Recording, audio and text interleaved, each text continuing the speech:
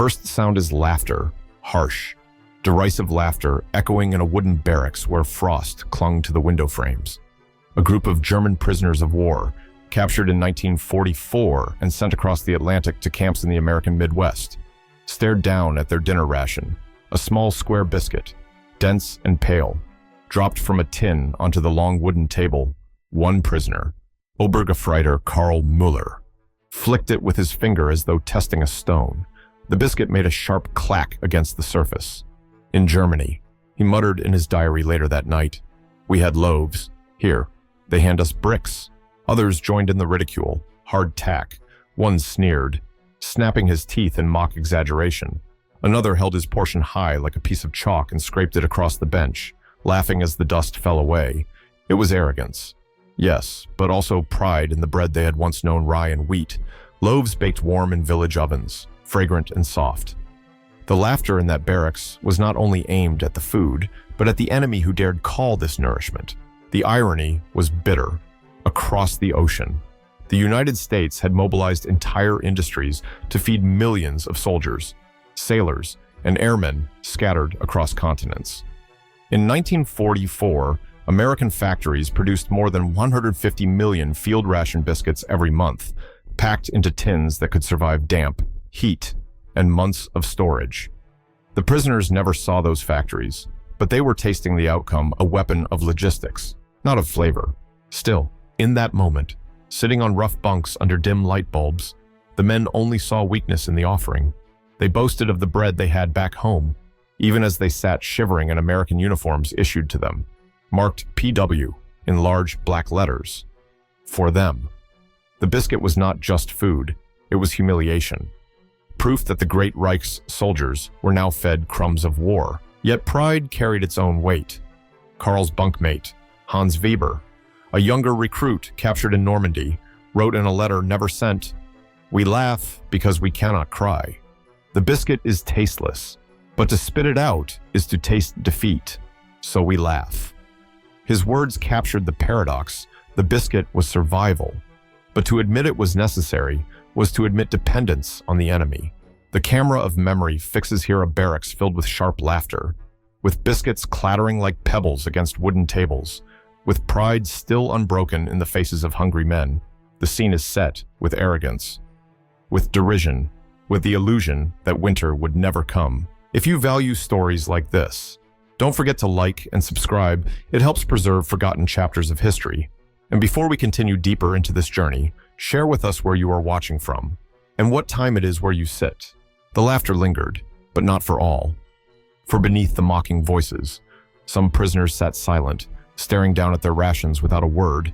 In that silence, memories stirred warm kitchens in Saxony, the crackle of firewood, and the scent of dough rising in clay ovens.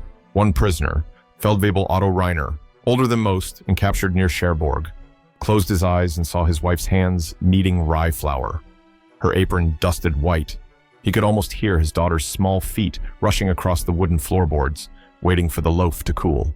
In his diary, later found among camp archives, he wrote, "It was not the hunger of my stomach that night, but the hunger of my memory. I smelled bread that was not there." Around him, the barracks was filled with contrast.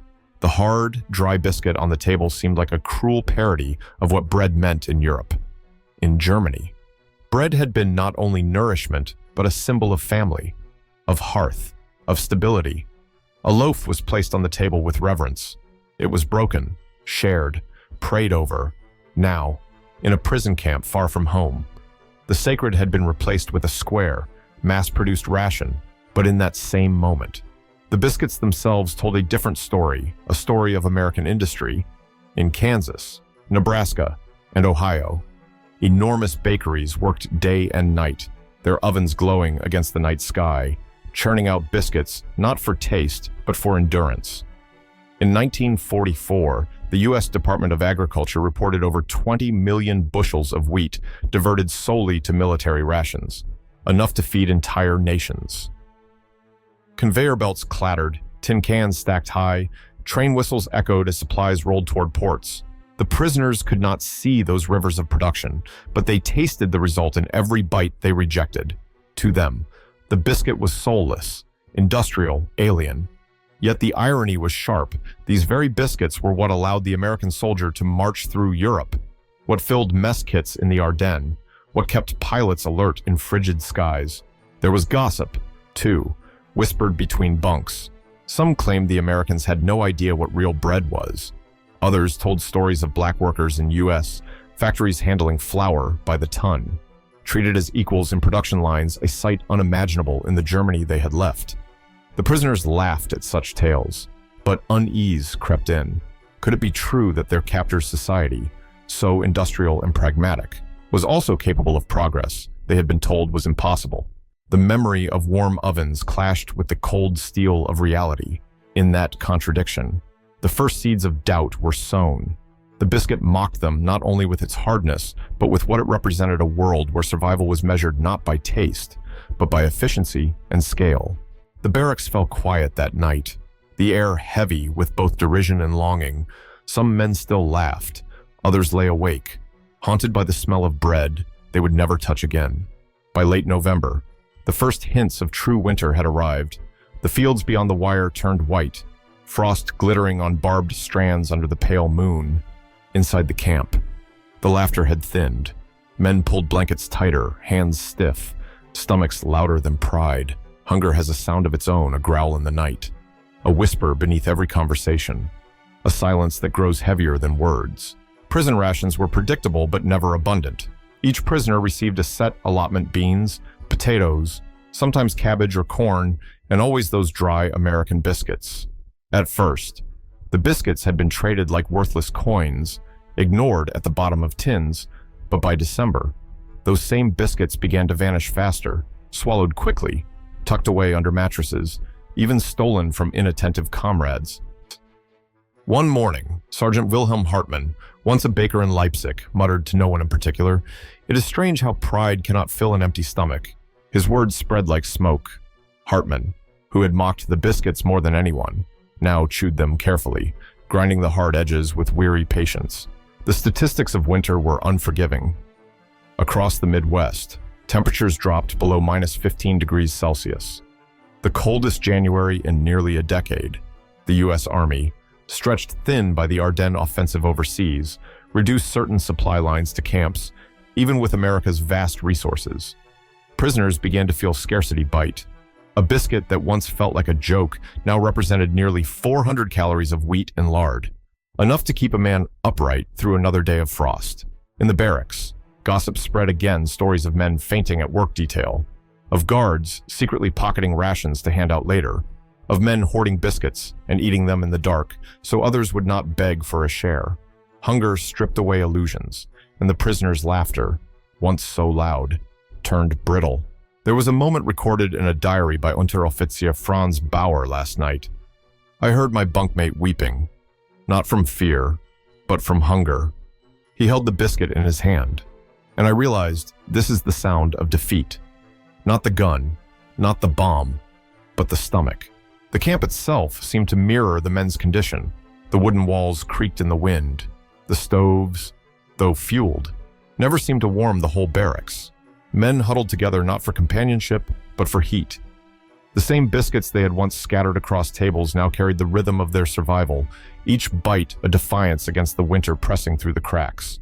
The camera lingers on a row of tin plates, each holding one square of hardened bread, steam of breath rising above them like smoke in the dim light. The laughter has ended. What remains is silence, broken only by the sound of teeth grinding against the hardness of survival. The cold grew sharper with each passing week. By late December, snow piled high against the outer fences, and the barracks smelled of damp wool and fatigue. It was in this setting that the first quiet gesture occurred, almost invisible in the rhythm of hardship. One evening, lights dimmed and guards made their rounds. The prisoners lay restless in their bunks. In the corner, Unteroffizier Franz Bauer sat hunched, his hands trembling from both hunger and cold. Across from him, a younger comrade, Heinrich Schultz, barely 21, lay pale and motionless. His cough had grown worse with each night, and whispers spread that he might not survive the winter. Franz reached under his thin blanket and drew out a single biscuit he had hidden. The hard edges had already worn smooth from his constant handling a ritual of restraint. Saving it for a moment he had not yet named. Slowly, almost reluctantly, he broke it in two, the crack sharp in the still air. He pressed half into Heinrich's hand. For a moment, Heinrich did not move. Then, with weak fingers, he clutched the fragment and whispered, "Danke." That one word carried the weight of an entire world: gratitude, relief, and the thin thread of humanity that still tied men together, even in captivity. Others saw it happen. They did not speak, but the gesture carried like smoke, seeping into the silence. Soon, other small acts began to appear. A biscuit shared, a crumb slipped to a neighbor, a ration stretched so another could rest. The symbolism was profound. In Germany, bread had long been tied to the idea of community broken at tables, passed around with blessing. Here in captivity, even the cold, mass-produced American biscuit found itself transformed into something sacred again. It was no longer a mockery of bread, but a vessel of compassion. Diaries capture this shift with startling clarity. Wilhelm Hartmann, the former baker, wrote in January 1945, "I once spat at these biscuits. Tonight I gave mine to a comrade who could not stand. When he ate, it was as though we shared a prayer. Yet scarcity made sharing dangerous. Every act of generosity meant going hungrier oneself. Rumors spread of men collapsing after giving too much away, of others who hoarded with iron fists. Gossip cut both ways. Some called sharers saints. Others called them fools. But the truth remained. A single broken biscuit had begun to change the barracks. In the silence of a winter night, the sound of a biscuit splitting became louder than the laughter that once mocked it. It was the sound of survival made human, of dignity refusing to vanish. The image closes on Heinrich, thin and coughing, clutching the half biscuit like treasure, his breath misting in the cold, his eyes open just a little brighter. The camera lingers, then fades to black. By January 1945, the camp was locked in winter's grip. The snow outside the fences no longer looked clean, but heavy, gray, a burden pressing on every step. The men had grown thinner, their cheekbones sharper, their hands cracked from cold. It was in this exhaustion that the prisoners began to see the biscuits differently. What once had been dismissed as stones or chalk had become the only constant they could rely on. Each dry square carried calories that meant the difference between fainting at roll call or standing tall for another day. A biscuit could be chewed slowly through the night, a shield against the emptiness clawing at their stomachs. Pride, once louder than hunger, had now fallen silent. In his diary, Karl Muller, the same man who had first laughed and called the biscuit a brick, wrote with startling candor, "We used to spit them out, now we count them, hide them, pray for them. The biscuit has become our bread." His words reveal the shift from scorn to dependence, from mockery to reverence. The transformation was not only physical, but psychological. In a strange way, the biscuits gave structure to the prisoners' days. Each ration was a marker of survival, a small guarantee that they were not forgotten in the machinery of war. To hold a biscuit was to hold proof that life continued, even in captivity. Yet the gossip in the barracks never ceased. Men argued about which type of biscuit kept better, or whether guards ate the same food themselves. Some whispered that Americans had warehouses filled with nothing but these tins, enough to feed an army for 10 years. A rumor spread that Eisenhower himself once praised the biscuits, calling them the brick that built the soldiers' march, whether true or not. The story stuck, retold over candle stubs and cold nights.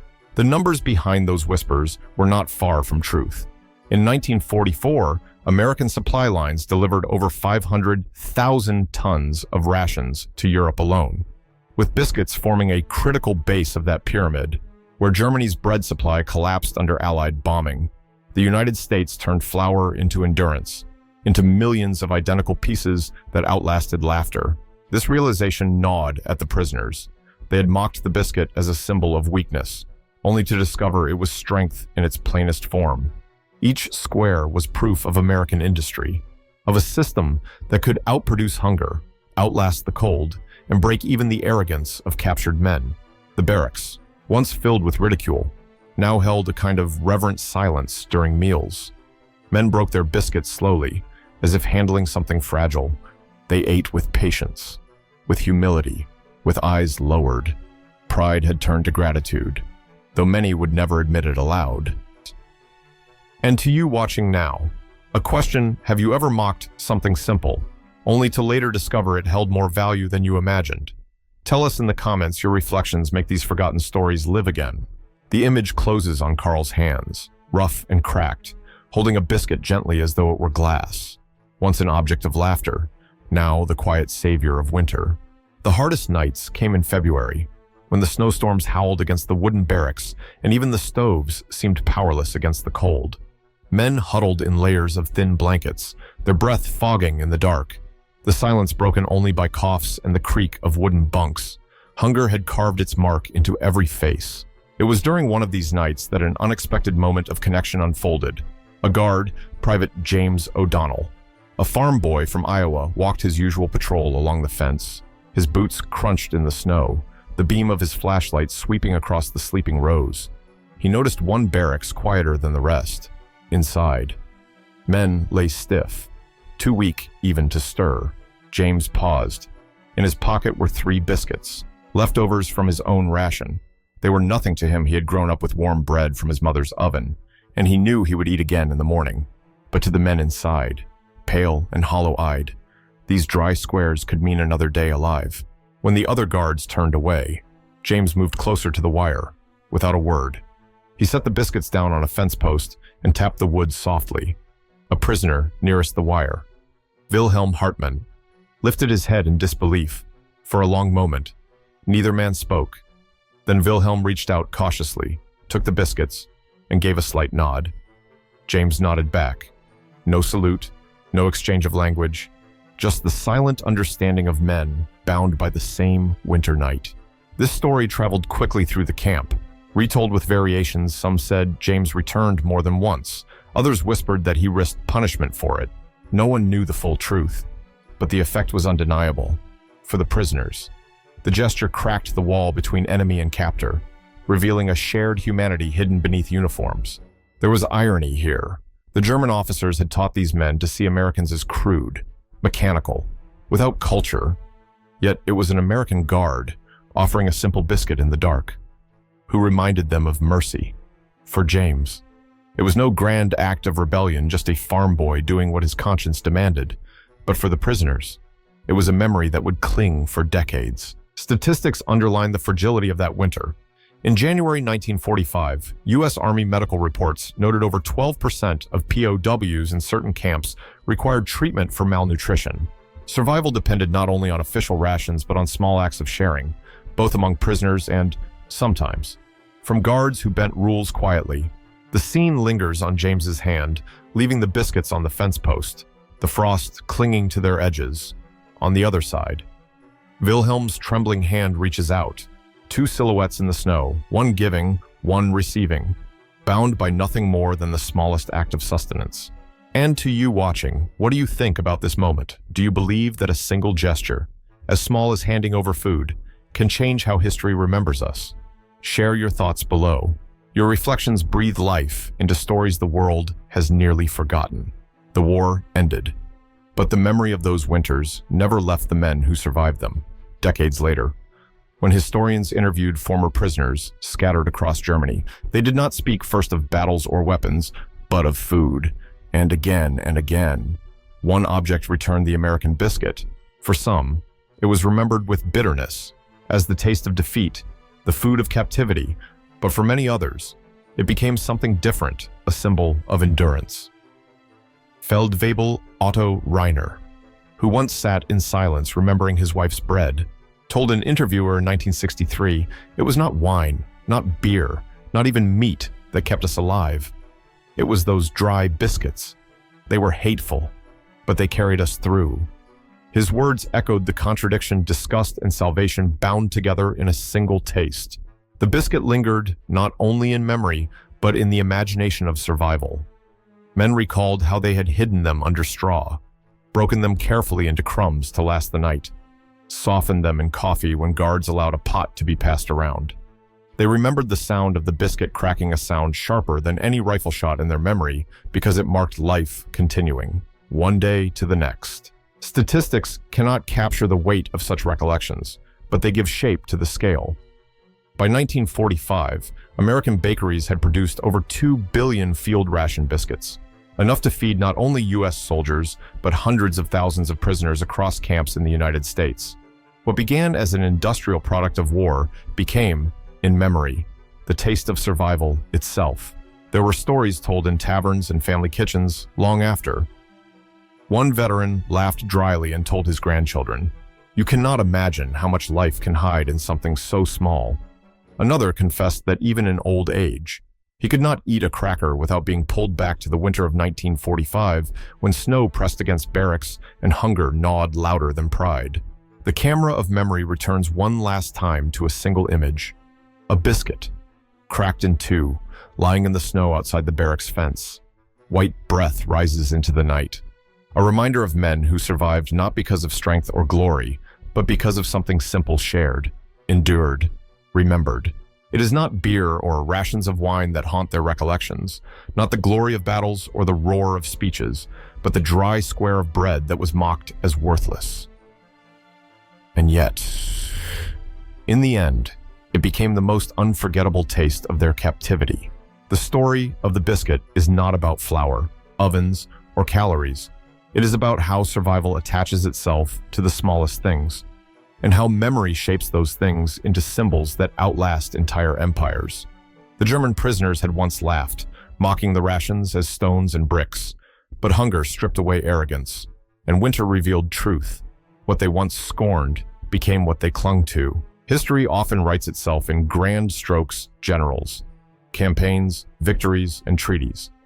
Yet beneath those sweeping arcs lie details so fragile they are easily overlooked.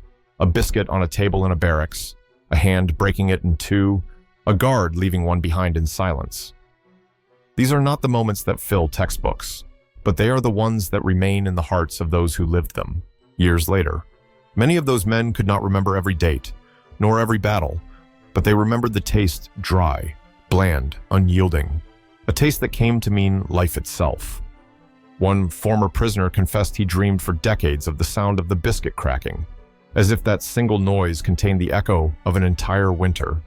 Such memories remind us that history is not only written in victories and defeats, but in the textures of human endurance. And so, the biscuit endures as a symbol of scorn transformed into gratitude, of survival purchased in silence, of enemies meeting, if only for a heartbeat, as men.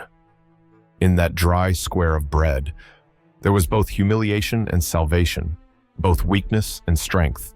The camera fades on that last image, a biscuit lying in the snow, half broken, half whole, its edges catching the light of a pale winter sun. Memory breathes through it still,